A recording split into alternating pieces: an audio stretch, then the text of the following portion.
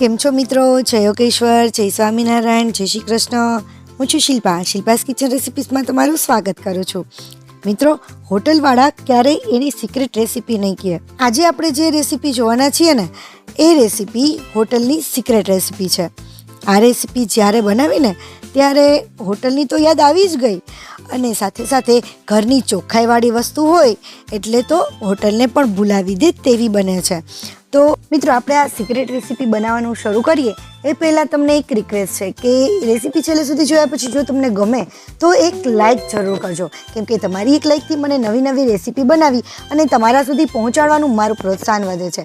મારું પ્રોત્સાહન વધારવા એક લાઇક જરૂર કરી દેજો, અને નવી રેસીપીના નવા વિડીયો જોવા માટે ચેનલને સબસ્ક્રાઈબ ન કર્યું હોય તો સબસ્ક્રાઈબ પણ કરી લેજો, જેથી નવી રેસીપીનો નવો વિડીયો તમારી પાસે તરત પહોંચી શકે. તો ચાલો આપણે બનાવવાનું શરૂ કરીએ.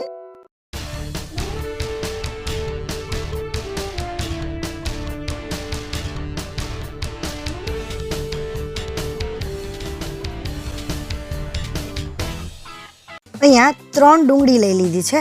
આ રીતે છાલ કાઢી અને એના મોટા મોટા કટકા કાઢી લઈશું. એક મિક્સર જારમાં લઈ લઈશું. થોડા મોટા કટકા કરીશું એટલે મિક્સરમાં સરસ રીતે ક્રશ થઈ જશે. હવે આપણે જે મોટી ડુંગળી હોય તો તમે 1 કે 2 લઈ શકો છો. અત્યારે મારે નાની ડુંગળી છે તો મેં 3 ડુંગળી લીધી છે. આ રીતે મોટા મોટા કટકા કરી લઈશું. ત્યાર પછી 8 થી 10 કડી લસણની લીધી છે અને એ પણ આપણે એની અંદર નાખી દઈશું. ત્યાર પછી 4 જેટલા મરચાં મેં કટ કરી લીધા હતા. આવી રીતે ઝીણી કટ કરી લીધી છે અને એ પણ આપણે બધી જ એની અંદર નાખી દઈશું અને એને સરસ રીતે ક્રશ કરી લઈશું. એકદમ સરસ આપણે ક્રશ થઈ ગયું છે તો એને એક વાસણમાં અલગથી કાઢી લઈએ. હવે ત્યાર પછી ફરીથી આપણે ટમેટાં લઈશું. અહીંયા મેં 3 ટમેટાં લીધા છે અને એની પણ આમને આમ જ ગ્રેવી તૈયાર કરી લઈશું. ટમેટાની ગ્રેવી તૈયાર થઈ ગઈ છે અને એકદમ આ રીતે સ્મૂથ પેસ્ટ તૈયાર કરી લઈશું. કાચા ટમેટાની જ ગ્રેવી કરવાની છે, એને કોઈ બાફવાની કે કોઈ ઝંઝટ નથી. હવે ત્યાર પછી આપણે ગેસ તરફ જઈએ અને એક પેનની અંદર આપણે 3 થી 4 પાવરા જેટલું તેલ લઈશું. પાવરા એટલે કે ટેબલ સ્પૂન પણ કહી શકાય છે. તો એટલું આપણે એની અંદર તેલ લઈ લઈશું અને તેલને આપણે સરસ ગરમ થવા દઈશું. ગરમ થાય એટલે એની અંદર તજ લઈ નાખી દઈશું, થોડા એવા તીખા નાખી દઈશું, લવિંગ નાખી દઈશું અને ત્યાર પછી એક લાલ મરચું છે તો એને 2 કટકા કરી અને નાખી દીધા છે. અને ત્યાર પછી અડધી ચમચી જેટલી વરિયાળી, અડધી ચમચી જેટલું જીરું અને આ રીતે ડુંગળીની મેં મોટી સ્લાઇસ કરી છે, મોટા કટકા કરેલા છે તો એને આપણે સાતળી લઈશું. બીજી એક ડુંગળીને આ રીતે મોટા કટકા પણ કરી લેવાના છે. અને ત્યાર પછી મીઠો લીમડો નાખી દઈશું અને આદુની પેસ્ટ 1 ચમચી જેટલી નાખી દેવાની છે. એ બધું આપણે સરસ રીતે સાતરી લેવાનું છે. વચ્ચે આપણે હલાવતા જઈશું એટલે આપણો એકેય વઘાર કે એકેય વસ્તુ આપણી બળે નહીં. આ રીતે હલાવી અને ડુંગળી જે છે એને લાઇટ પિંક કલરની કરી લઈશું. અને એ પહેલાં મેં અહીંયા 3 મરચાં બીજા લીધા છે તો એને પણ આપણે સરસ સાંતળી લેવાના છે. મિત્રો, તમારે કેટલું તીખાસવાળું ખાવું છે, સ્પાઇસી કેટલું ખાવું છે ને એ પ્રમાણે તમે મરચાં તીખા કે મોડા લઈ શકો છો. ત્યાર પછી 5 ચમચી જેટલી આપણે હિંગ લઈ લઈશું અને જ્યાં તેલ ગરમ હોય ને ત્યાં આ રીતે નાખી અને હિંગને પણ પકવી લઈશું. જો ગરમ તેલમાં જ હિંગ નાખી દઈએ છીએ ને તો ઘણીવાર હિંગ પણ બળી જાય છે, એટલા માટે હું હિંગને આ રીતે અલગથી નાખું છું. હવે ત્યાર પછી આપણે જે ડુંગળી, લસણ અને મરચાંની પેસ્ટ બનાવેલી હતી ને એ આપણે એની અંદર નાખી દઈશું. ડુંગળીને થોડી એવી લાઇટ પિંક થવા દેવાની છે અને ત્યાર પછી આપણે પેસ્ટ નાખવાની છે. નહીંતર ત્યાર પછી ડુંગળી લાઇટ પિંક કલરની નહીં થાય, એટલે કે સતળાશે નહીં.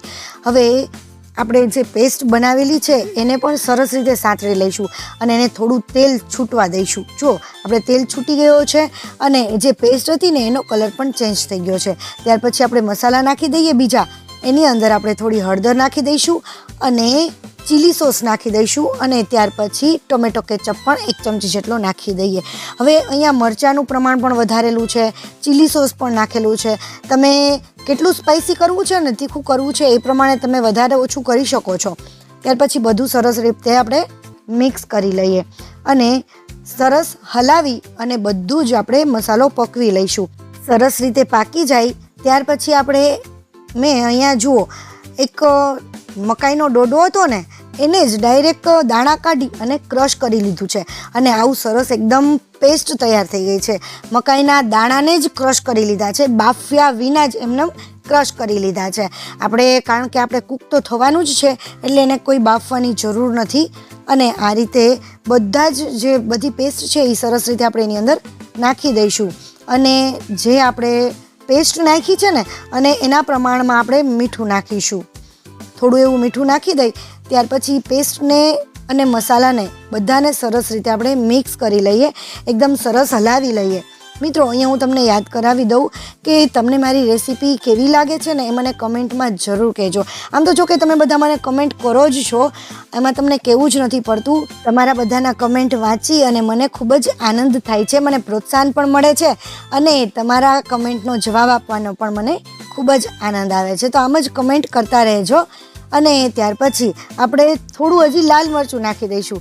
લાલ મરચું એટલે કે અમે કશ્મીરી લાલ મરચું નાખ્યું છે, તો એ તીખું નથી જરાય, અને કલર લઈ આવવા માટે આપણે થોડું લાલ મરચું નાખી અને ઢાંકી અને પાકવા દઈશું. ત્યાર પછી હવે જુઓ, અહીંયા મેં કાજુને પલાળીને રાખેલા હતા, લગભગ 1 કલાક મેં પલાળી દીધા હતા. તો કાજુ એકદમ સરસ ફૂલાઈ જશે. તો એનું પાણી જે છે ને એ પણ આપણે રાખી દઈશું.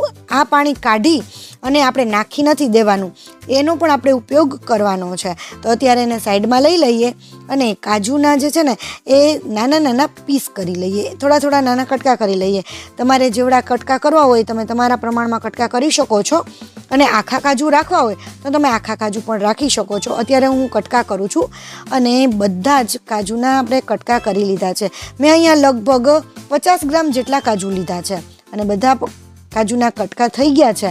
તો એને પણ આપણે સાઈડમાં લઈ લીધા છે. અને હવે જે આપણું મકાઈનું અને મસાલો જે હતો ને એ બધો સરસ પાકી ગયો છે અને એને એક વખત આપણે હલાવી લઈએ. આ બધું મેં મીડિયમ ટુ સ્લો ફ્લેમ ઉપર જ પકાવેલું છે, એટલે કે મીડિયમ ફ્લેમ કરતાં પણ થોડી ઓછી ફ્લેમ રાખેલી હતી જેથી દાજી ના જાય.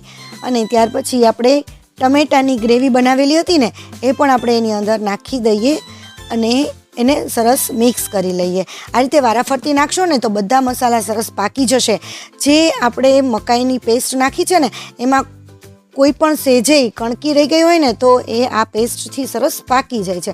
હવે જેટલા ટમેટાની ગ્રેવી નાખીને એટલું જ આપણે મીઠું નાખીશું ફરી, અને થોડું ધાણા જીરું પાવડર નાખી દઈએ અને બંને સરસ આપણે મિક્સ કરી લઈએ. આપણે આ રીતે વારાફરતી મીઠું નાખીશું ને તો એનો ટેસ્ટ આપણે પરફેક્ટ લઈ શકીશું. હવે એક સિક્રેટ ઇન્ગ્રીડિયન્ટ્સ ઉમેરવાનું છે, પણ એ આપણે અત્યારે સાઈડમાં રાખી દઈએ. પરંતુ પહેલાં તો આપણે કાજુ જે કટ કરેલા હતા ને એ નાખી દઈશું અને એને પણ આપણે મિક્સ કરી લઈશું સરસ રીતે. અને એનો આપણે કાજુને છે ને મસાલો ચડવા દઈશું. તમે કાજુનું પ્રમાણ છે ને વધારે ઘટાડે કરી શકો છો, તમારે વધારે કાજુ નાખવા હોય તો વધુ કાજુ નાખી શકો છો. અને જે આપણું કાજુનું પાણી હતું ને એ પણ મેં અત્યારે એની અંદર નાખી દીધું છે. હવે અત્યારે કાજુ નાખ્યા છે તો ગ્રેવીમાં આપણે એને થોડું પાકવા દઈશું ને એટલે કાજુમાં પણ ગ્રેવીનો જે ટેસ્ટ છે ને એ કાજુમાં પણ ચડી જશે. તો એને પણ આપણે ઢાંકી અને આપણે પાકવા દઈશું થોડી વાર થઈ. જુઓ તમે આ રીતે ઉપર થોડું થોડું તેલ આવવા માંડે ને એટલે આપણી જે ગ્રેવી છે ને એ સરસ પાકી ગઈ છે, કાજુ પણ પાકી ગયા છે અને કાજુની અંદર ગ્રેવીનો ટેસ્ટ પણ આવી ગયો છે. તો હવે અને થોડું જુઓ તમે ઘટ પણ થઈ ગયું છે. તો ત્યાર પછી આપણે અહીંયા જે છે ને એ પનીર લીધું છે અને અહીંયા જે પનીર છે ને એ મેં થોડું એવું છીણી લીધું છે. તમે છીણી પણ શકો છો અને હાથેથી પણ ક્રશ કરી શકો છો. થોડું આમ મસળશો ને એટલે આ રીતે ઝીણો ભૂકો થઈ જાય છે. તો આ રીતે મેં ઝીણો ભૂકો કરી લીધો છે. એ પનીરને પણ સરસ આપણે મિક્સ કરી લઈએ. બધું જ પનીર મિક્સ થઈ જાય. હવે પનીરને જ છે ને આપણે છેલ્લે જ નાખીશું, બધું પાકી જાય ને ત્યારે, કારણ કે જો પનીર વધુ વાર ચડશે ને તો એ ચવળ જેવું થઈ જાય છે, એટલે આપણે લાસ્ટમાં જ નાખીશું. અને છેલ્લે સૌથી આપણે ઘરની જે દૂધની મલાઈ હોય છે ને એ મલાઈ આપણે 2 ચમચી જેટલી નાખીશું. અને તમારે જો ક્રીમ નાખવી હોય, જે અમૂલની ક્રીમ આવે છે કે બીજી કોઈ કંપનીની ક્રીમ આવે છે, એ ક્રીમ તમારે નાખવી હોય તો તમે એ ક્રીમ પણ નાખી શકો છો. તો એ ક્રીમ તમે 3 થી 4 ચમચી નાખી શકો છો. અને બધું સરસ આપણે મિક્સ કરી દઈએ અને ગેસને સાવ સ્લો કરી અને 1 મિનિટ માટે જ આપણે પનીરને પકવવાનું છે. નહીંતર વધારે પકવવાથી તમને ખબર જ છે કે મેં આગળ કીધું કે પનીર ચવળ થઈ જાય છે, એટલે એને આપણે વધારે વાર નહીં પકવીએ. તો તૈયાર છે આપણું કોન કાજુ પનીર સબ્જી. હવે મિત્રો, આ રેસીપી હોટલની સિક્રેટ રેસીપી છે. આ એક વખત તમે બનાવીને ટેસ્ટ કરજો ને તમે હોટલની રેસીપીને પણ ભૂલી જશો. મિત્રો, તમને મારી રેસીપી કેવી લાગીને કમેન્ટ જરૂર કરી દેજો. તમને ગમી હોય તો લાઈક પણ કરી અને તમારા મિત્રો કે ફેમિલી મેમ્બર સાથે પણ શેર કરજો, જેથી એમને પણ ઉપયોગી બને. અને હા મિત્રો, તમે મારી ચેનલને હજી સુધી સબસ્ક્રાઈબ નથી કર્યું તો રાહ શેની જુઓ છો? આવા જ નવા વિડીયો જોવા માટે ચેનલને સબસ્ક્રાઈબ કરી લેજો. Thank you for watching. નવી રેસીપી સાથે ફરીથી મળીશું. ત્યાં સુધી બાય બાય, ટેક કેર.